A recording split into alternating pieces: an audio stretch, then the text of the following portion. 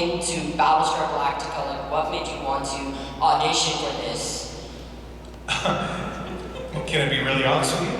I don't think I was in a position where I was like, I don't know about this Battlestar thing. It sounds a little sci-fi-y.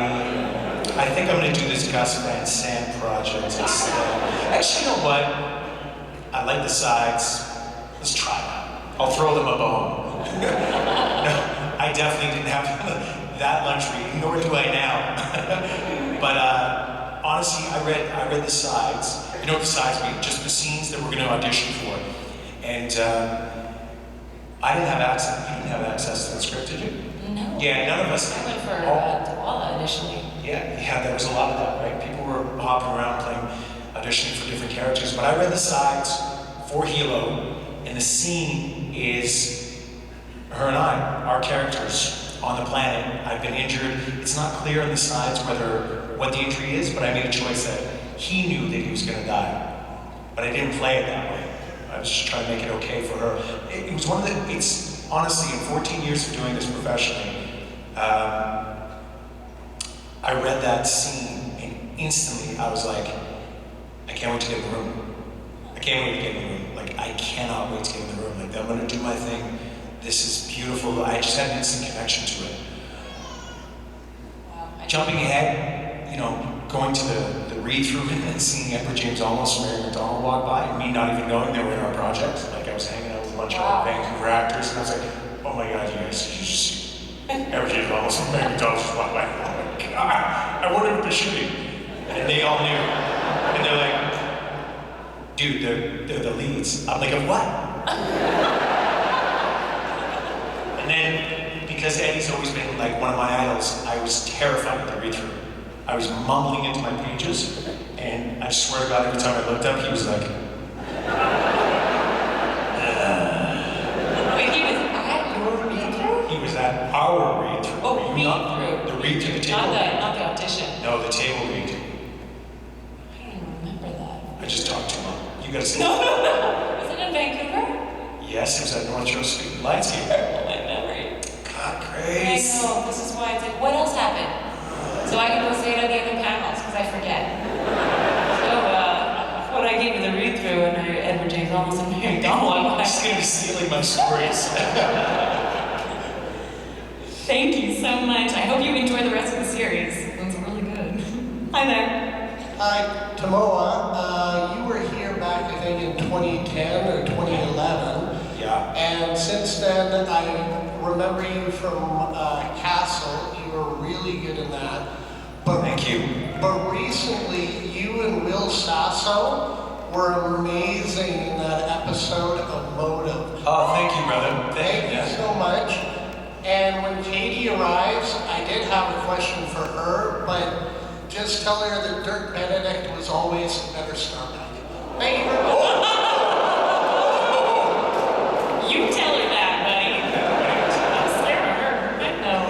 Also, you're wrong. Anyways. Throw her a high heel like this, man.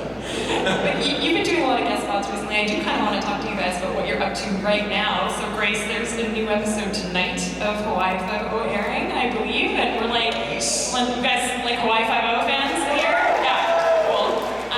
We're like 4 episodes to the end of the season. What can we look forward to with Kono and what's going on there? And her husband. Share. Goodness. You've actually Yeah. shared. I remember, like, what did we shoot a month ago?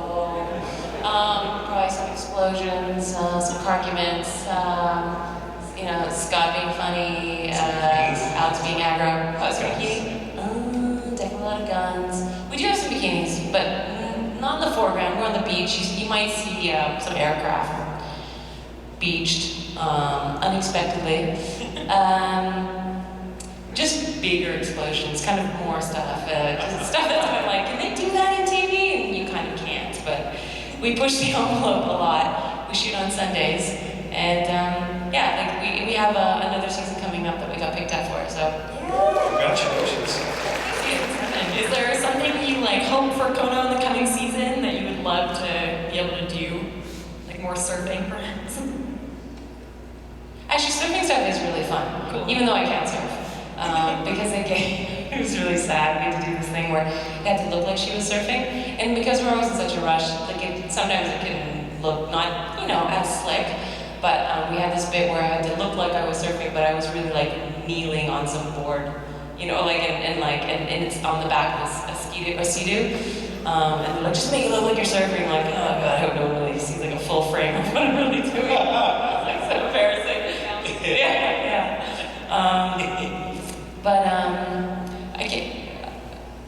I probably can't say. I mean, I look forward to the character stuff. Of course, it's a procedural and it's a lot of action. And there's humor and there's for the people who watch this ohana or like a sense of family.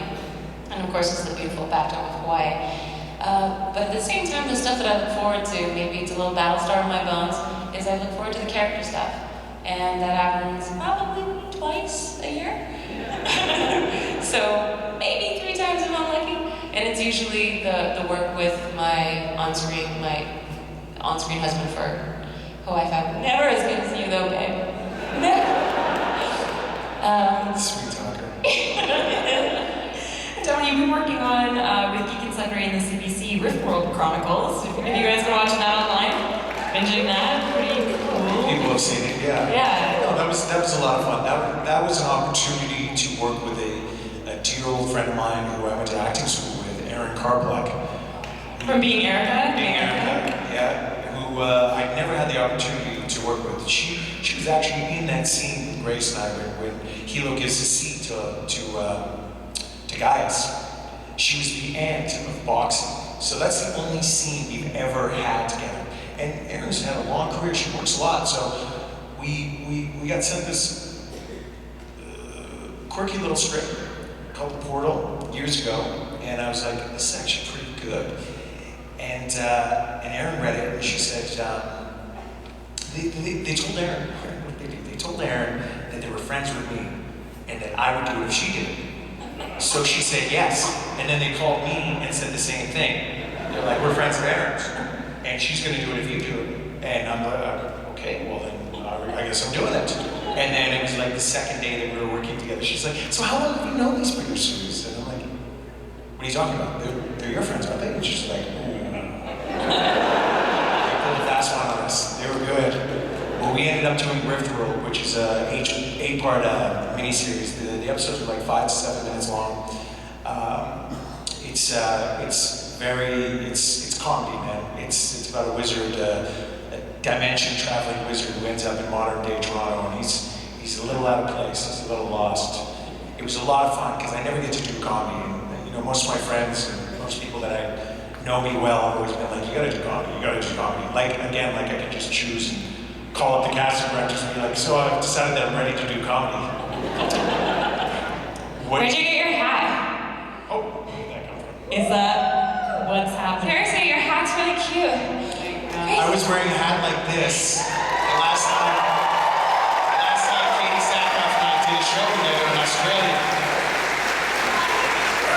Nice.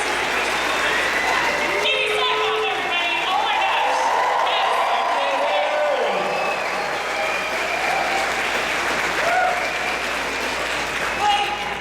I don't look this good right now, and you just got off a flight from LAX, so that's... Oh no, we've been up since 3 o'clock. I flew from Santa Fe. Oh my gosh! I'm good, I just ate a bunch of candy. Cool. Well, thank you so much for being here. Everyone here is very excited that you made it, yes? Yeah. Cool. We were actually just talking about current projects. I super want to talk to you about Longmire and the next season, which was saved by Netflix. Amazing. Yeah. Are you looking forward to a new season?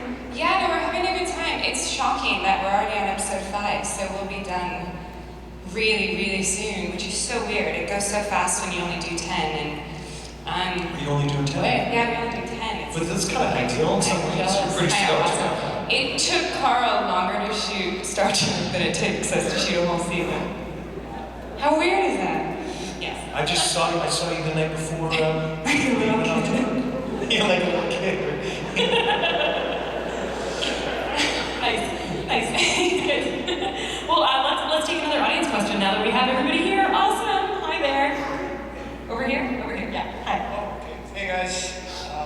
Love that Longmire's still going. But I'm going to show my age here.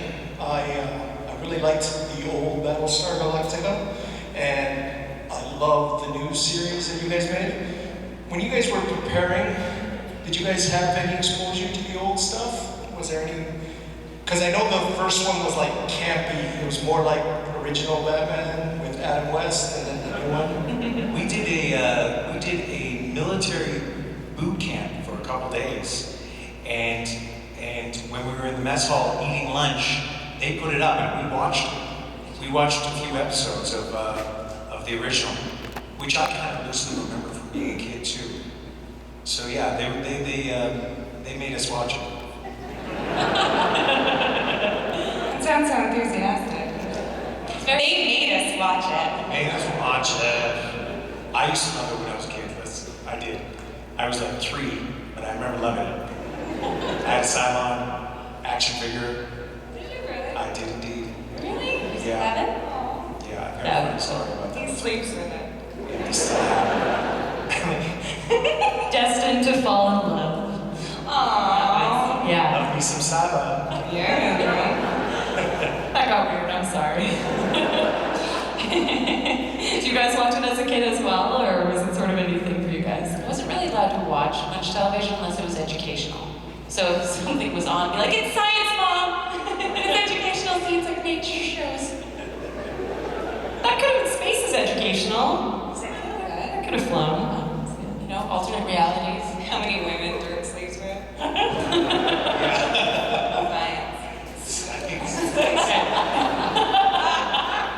Thank you so much. Hi. How's it going, Bubs? Nice Wolverine, I love it. So, this question is for all of you guys, whoever wants to answer it. So, the new Battlestar Galactica had a lot of religious themes. You know, the religion of the Cylons, and I was just wondering if any of that had resonance with you guys while you were doing the show, the different thoughts about gods and multiple gods and things like that, how it sort of worked through its way through the show.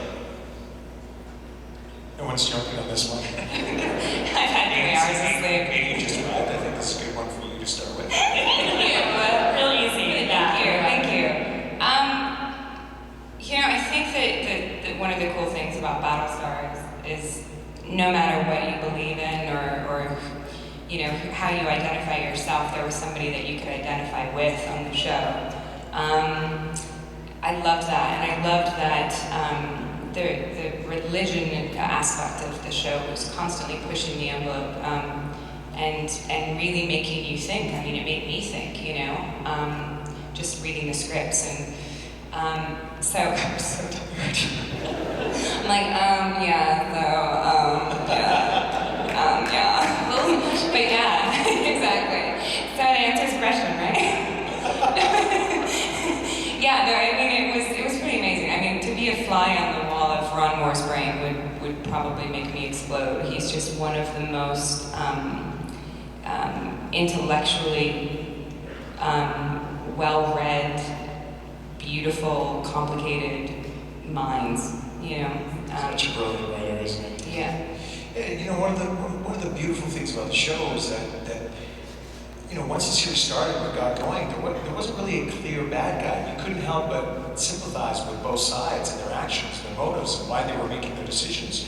And I think, you know, that was a strong statement that Ron was making at the time, because there was a lot of intolerance at the time, and that was an important point, an important theme throughout the series. You know. Thank you so much. You're an adorable Harley Quinn. What is your question? Hi, this is for Miss Park. I was wondering, can you compare your experience with Hawaii Tahmoh and to Battlestar Galactica? Yeah, sure. I don't know if I should, though. Network executives are like, I know. Watch this clip. Watch this on YouTube of what you said. But I'll be like, yeah, it's okay, fire me. They're extremely different, and it's actually taken me a really long time to reconcile the differences in a way, because like Tahmoh said, Eddie did take us aside and say, this is going to be the best thing you'll ever do in your life. And it's like, well, that's great, but like depressing at the same time because like this is it, you know? And it was fantastic, and not just the cast and the material that we had, but the crew, they were fans as well of the show. But then this was more of an ensemble, character-driven piece of work where we were really pushing the boundaries in a lot of ways that were pretty risky in what was happening at the same time in politics and in the world while Battlestar was being shot. And then let's fly away over to the middle of the Pacific Ocean. It's like, okay, now we have like palm trees, bikinis, surfing, you know, and a bunch of explosions and stuff, you know, because Hawaii's so violent. But Okay, so's Wyoming. What is happening in the world these days? And so I had to really get used to a different style and less character-driven.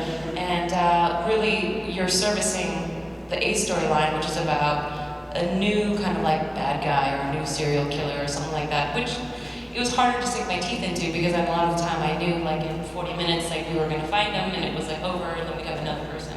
So it took me like years to basically, like I'm still getting over it, to figure out like, this is a completely different breed. It's a whole different show. And I've wanted to like kind of be the same experience, but one is, you know, the one I'm on right now, it's like we show up, we get to set, you know, there's a lot of shrapnel flying through the air. It's really testosterone driven, and I've learned to be a different way. I don't know if that's what you're looking for. She's like, I mean, Katee, you're doing some different stuff right now too with Rain, which you're writing and executive producing and starring in. Do you want to talk a little bit about that? A little bit. I mean, writing's a stretch. I wrote a 20-page treatment. I had an idea in my head during Bionic Woman when we did that fight scene on the roof in the rain. It was one of the worst experiences of my life. Dislocated my knee, got in a fight with the director, it was awesome. But I watched it and was like, that's the coolest thing I've ever seen. I want to do a whole show in rain. Like that, actors are gonna hate me. But I was like, that's the coolest thing ever. So I just started like daydreaming and writing down and then ultimately sold it, but I'm not writing it because I'm not a writer. I literally handed like a legal pad to someone and was like, this is the show. That's really exciting. I can't wait to see it. It's really cool. It'll be a while, but we're in the process of locking in a writer, so we're good. Awesome. Thanks. Thank you so much. Hi. Hi. So I grew up as a like fantasy nerd, and it wasn't until I saw Battlestar Galactica that I figured out that sci-fi was for like with girls like me. I just want to kind of like get your perspective on like these really strong three-dimensional female characters. Yeah, I mean, for me, I grew up watching sci-fi. My dad, my poor mom, he was like sneaking me into the room, like showing me Predator when I was like 7. Like, don't tell your mom. Let's watch Jaws next. Still scared of the ocean. It's not a good thing. But you know, I was watching, Die Hard when I was like, all of these movies I watched in the early 80s, and I was born in 1980. This is not a good thing. I remember watching Alien when I was like 4 and being like, this is so cool. And so, you know, I grew up like idolizing strong women, and I found strong women in science fiction. And I don't know why, and it's still to this day where you find some of the strongest female characters that are the most well-rounded. And I think it is, in my opinion, and I could be very, very wrong about this, but I think it's easier for the masses to digest a strong woman in a fictional world where she could absolutely beat up a guy. I'll let you believe that, because it's sci-fi. Like, let's do that. Let's go see her beat up a guy that's 5 times bigger than her. And you believe it, and it's compelling and interesting and engaging, and they write these characters that are so crazy cool to play and so much fun to watch because you're learning from them. But I haven't really, the last like 10 years it's gotten better in mainstream, but it's still, if you want to play some of the best, strongest female characters, you have to still go to sci-fi. Thank you very much.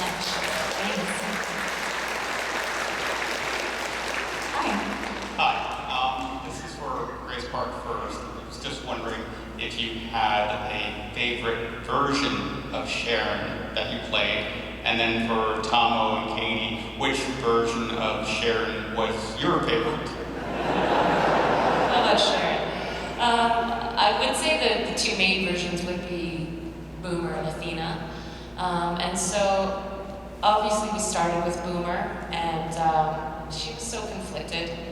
I didn't think that I was conflicted, but clearly I was. That I could play her, she resonated with me. But at the same time, Athena, she had so much more of a hopeful arc. And they each had different things that they wanted on their journey.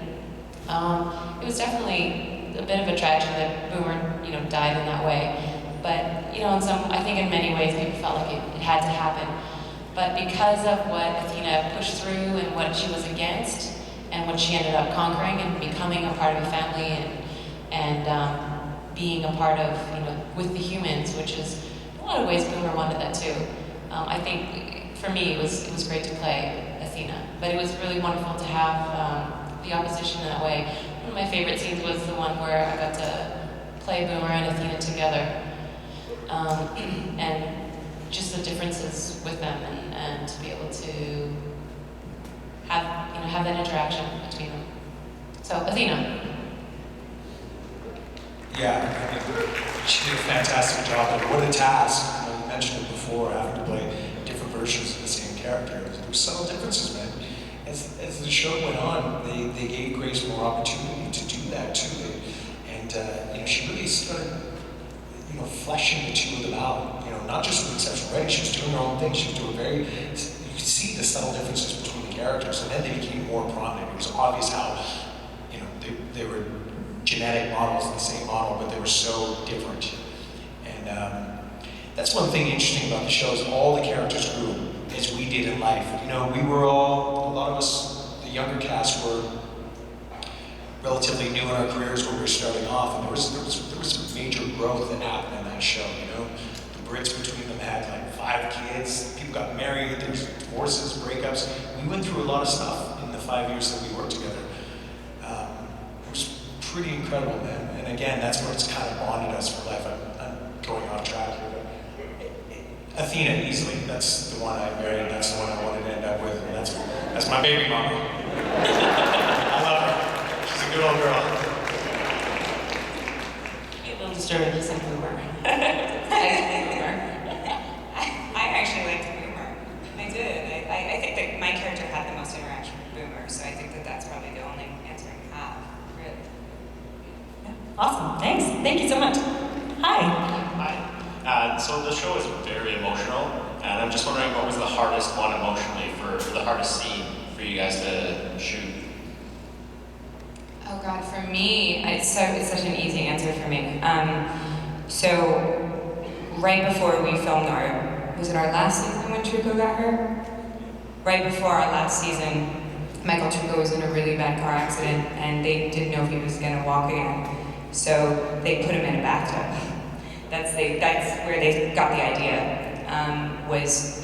I think that they were thinking, what if he can't walk? Like, what are we gonna do? And I think that it had such a parallel to what we all, as friends of his, went through, and what he went through, Jesus, more so than we will ever understand, that fear. But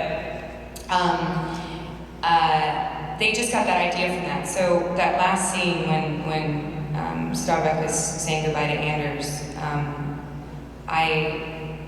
there was supposed to be no dialogue, and we just changed it and just started making stuff up because I wanted her to end up with him in this weird way. She wasn't going to end up with Lee, so I was like, I want her to I want to know that Starbuck's okay, number one. So I gave the impression that she was going to be with him wherever he was going.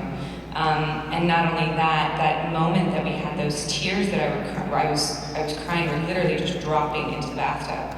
Because I couldn't help but look at my friend in this, you know, in this tub and think that how close we came to losing him. And it was really hard to hold it together and actually just talk. So that for me was hard.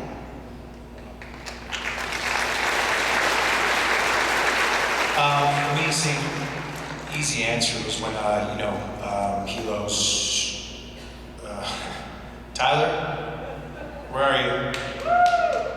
Earmuffs, Tyler. Earmuffs. No, this is actually a guy who just started the show, and he came up and he was like, so I'm gonna be at the panel. I'm like, if you don't want to know anything, you can't come to the panel. He's like, well, I think I'm still gonna come. I'm like, you're gonna find out everything now. He's like, well, I'm still gonna come, but try and know. So Starbuck did. Yeah. Everyone dies. Anyway, plug your ears. Okay, but anyway, when I have to shoot my wife, right? Our baby's gone, and I'm like, we had to do that scene. It was a heavy scene, but again, it was one of those things. We were at such a point. We worked together so much. Grace and I specifically, we had such a safe relationship. We were working with our key director, also one of our producers, Michael Reimer, who's brilliant, man. It's just, I can't describe to you how safe the environment was for an actor. It was just, you knew you could go to whatever place you had to. And I read that scene and I knew I didn't have to do any work on it. And I was like, okay, fantastic. I'll just wait for the day. I'll go there and then we'll be done with it. And we did so few takes. The takes were really just different angles. We did it, we hit it, and then it was done. And then we were out of there. And it was a very, very emotional scene. That's something that I'll always, hold really dear to my heart, because when you have that bond with somebody else, the bond that Grace and I had, as two actors, and feeling safe with them and having that trust, it's part of the reason that we do what we do. We're always chasing the dragon, man. It's those special moments when you trust another actor, you're completely in the story and the character. It's the most beautiful thing in the world. And you're always chasing those again. Unfortunately, they're very rare because, it's hard. We do heroin every once in a while to case. I just only sometimes. Sorry, I'm tired. Yeah. Making a Sackoff joke. Take credit for that. No. But yeah, Grace and I had more than a few moments like that. But that was definitely the most emotional one for me. Yeah, I would agree. When that was a very intense scene, and it's one of those ones you read, you're like, ugh. Like you just know it's going to be bad, and you're just like, all right, I'll deal with that on the day, because as tough as it is, there's an end to it. There's a beginning, you get through the worst, and then it's done. So there's a part of you that you just, like roller coasters don't necessarily feel good as you're going through them, but it's like there's something about that feeling that you like. It's this weird thing where you're going to go through this intense experience. It's going to be a rush. It might not entirely feel good, but I've learned just so many times from doing it the wrong way that if I don't go there, I'll feel so much worse after. As an actor, you don't go there and I'm blocked or whatever, and you don't do it, and it's like, all right, go to the next scene, and you just feel like shit. And you're like, that scene's never gonna come back. It's done. So I would say definitely that was doing the scene really intense and emotional. But I would have to say, as an observer, because we were still watching everything else that was being shot, for me, it was the end of the series that was really challenging. When we went up to Kamloops and we shot everyone's goodbyes, and even the crew, I heard they were just pulling focus, just tears streaming down their face.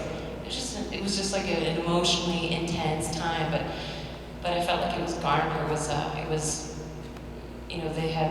valid in a way. I've had so many men come up to me in conventions saying I cried, and I'll admit it. There was no shame about it. It's yeah. That was a great question. I thought that they were going to say there was this sex scene that they were doing in a locker room, and I was in my trailer till 3 o'clock in the morning waiting for them to finish, because I had a scene after that. That must have been emotionally challenging for you. I was watching Aliens. We took our time. It was 3 in the morning. I remember that. What are they doing in there? And I would walk in and I would be like, you guys gonna let me go? It's 3 o'clock in the morning. It's really emotional.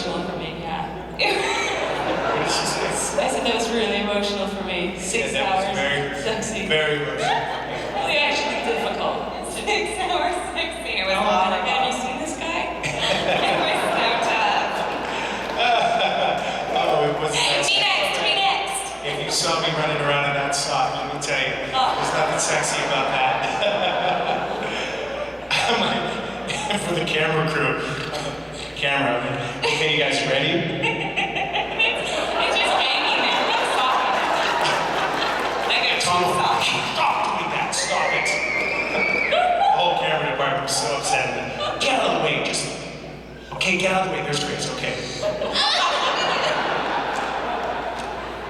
And that's why it took 6 hours. This is why it's That's the answer. And also, we'll blame it on Michael Nankin. He's like, let's try something else. Let's try a different position. Let's try. Against the wall. Yeah. Nankin took his time with that scene. Well, at least someone had a good time, right? It's fine. It's alright. I finished Alias in the next 2 days.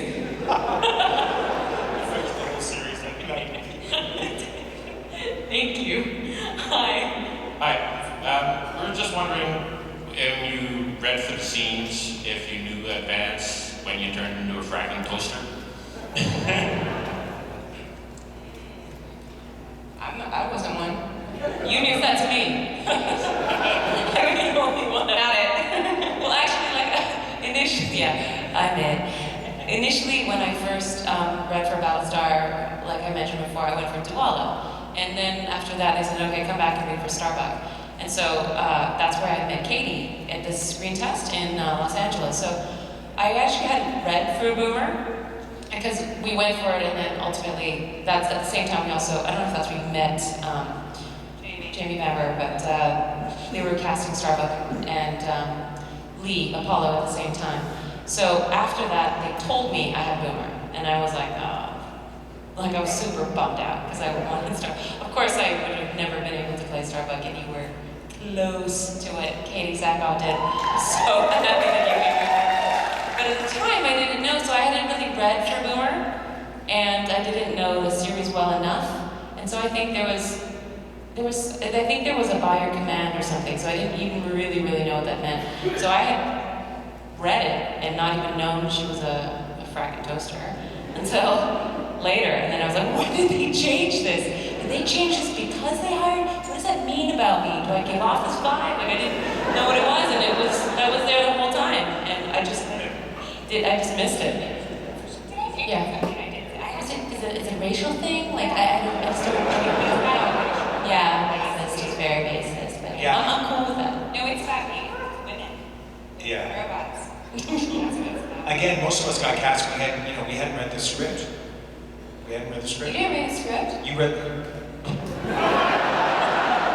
Grace and I have been doing this the whole battle. We're like, how are we doing the script? We got cast. Because you know it's so funny. I got the script on the first day. I did.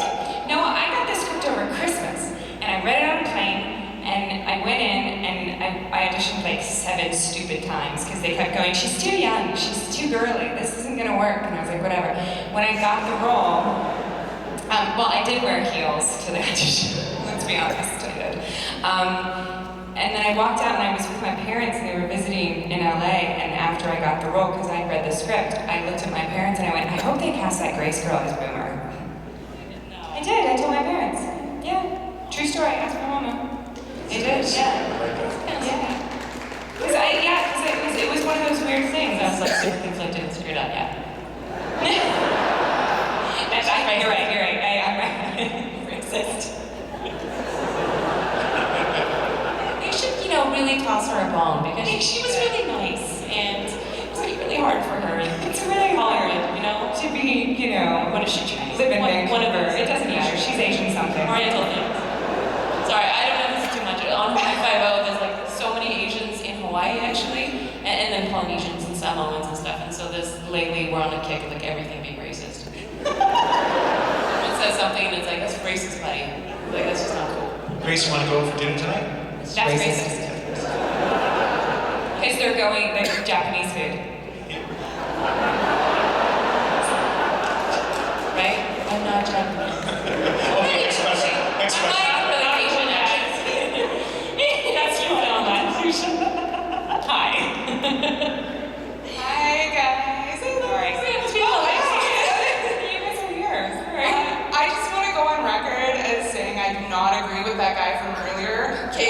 the best Starbuck.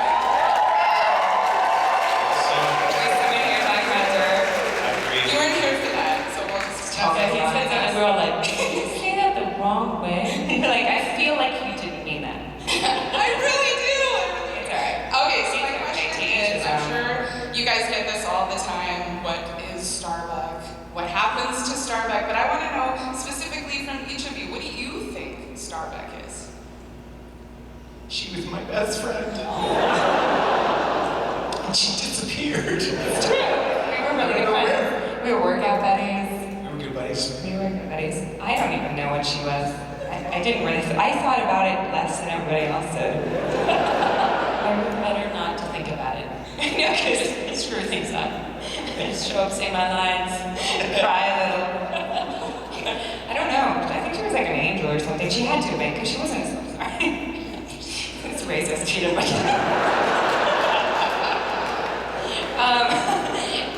I don't know, she'd have to be an angel, right? Something? Sorry, Travis. Our drinking fighting angel, badass fighting angel. Yeah. I like it. Yeah. I like it. Yes. Yeah. Thank you. Hi. We were wondering what the most interesting scene to film in Battlestar was. Interesting in what way? I don't know.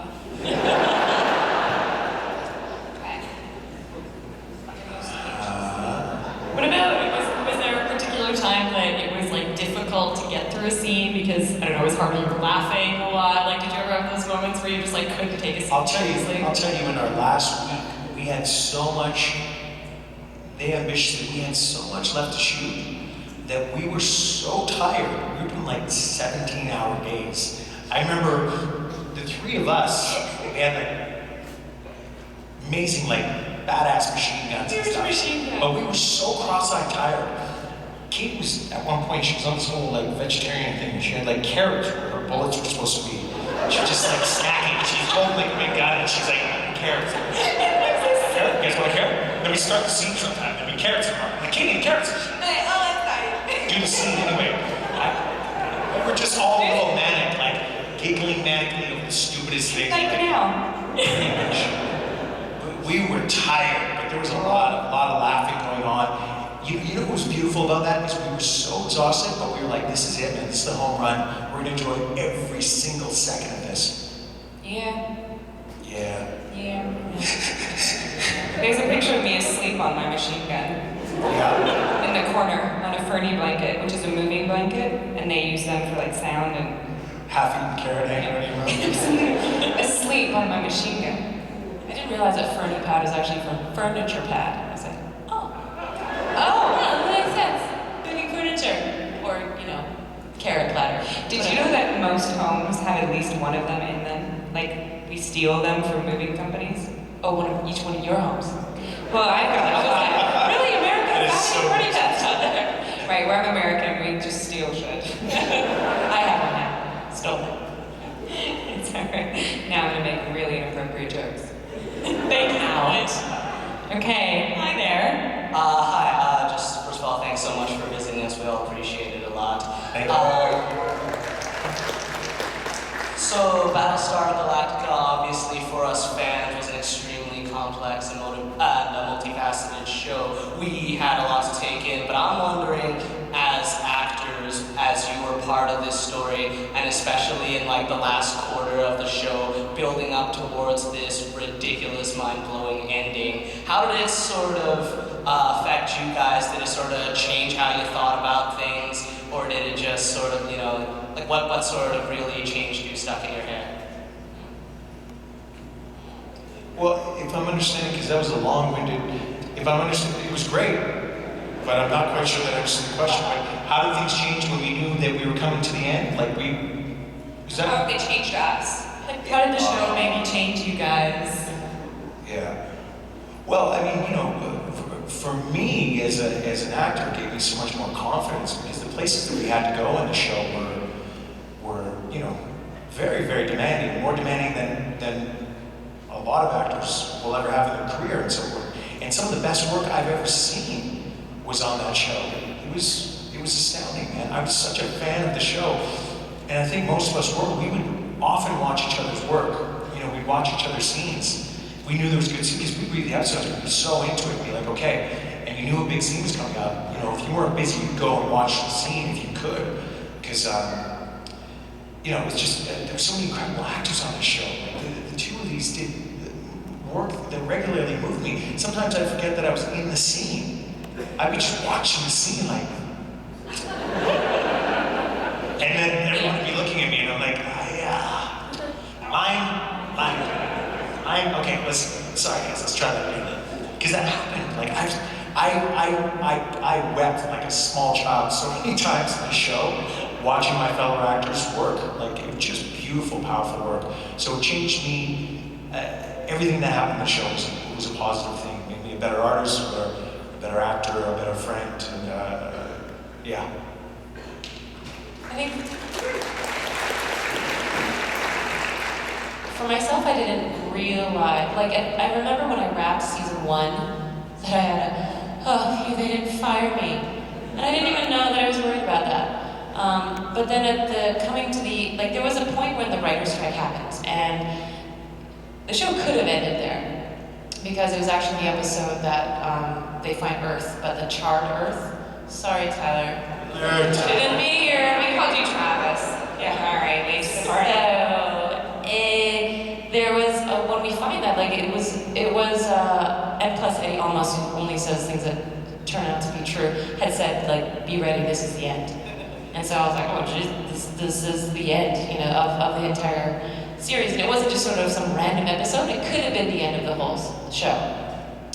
Shoot, sorry, what was your question again? Oh, yeah. So I remember when we came back, Eddie had said, like, hey guys, let's all get together and watch the last episode we made so that we can get back onto that same emotional tone. And, as an actor, it's kind of very challenging to watch yourself. And I had saw what I'd done, and I was so depressed.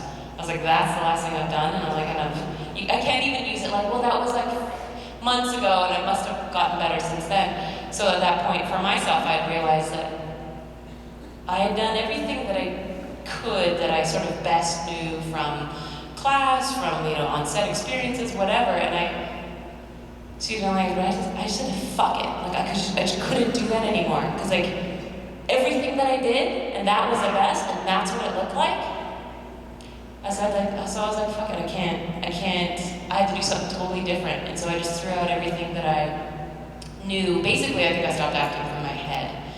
And I was doing another show at the same time, and I was like, I don't have room to try to do everything, so I just had to let it go and just let it fly.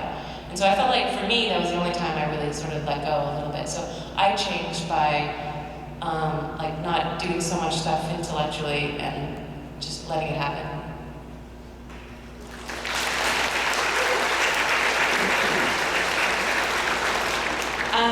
Mine's similar to Grace in a sense. So I started acting when I was 15. So by the time I got to Battlestar, I think I had done like 4 other series. They hadn't gone very long, but I never studied. So everything I learned from watching myself in the mirror in my bathroom growing up. And sort of like, I don't know, my mom used to say to me, fake it till you believe it. And I was like, all right, cool. So up until this scene with Eddie, when I tell him that I killed Zach, sorry, Tyler.